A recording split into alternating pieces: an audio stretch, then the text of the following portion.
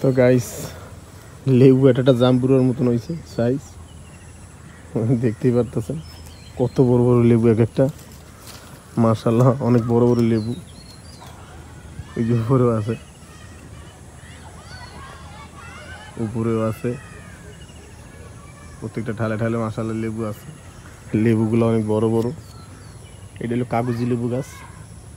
তো কাগজি লেবু এখান থেকে ধরে নেই। আর এটা হলো বাদামি লেবু, না এটা শরবতি লেবু, বাদামি লেবু কই সরি, এটা হলো শরবতি লেবু।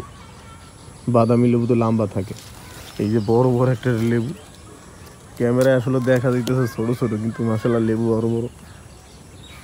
আর এটা নতুন গাছে পেঁপে ফলন হয়েছে ভালোই। তো ভিডিওটা প্লিজ লাইক সাবস্ক্রাইব করে পাশে থাকবেন। দেশ ও প্রবাসী যে ভাই বোনেরা দেখবেন সবাই প্লিজ একটু সাবস্ক্রাইব করে পাশে থাকবেন, দেখতে থাকুন ভিডিওটা।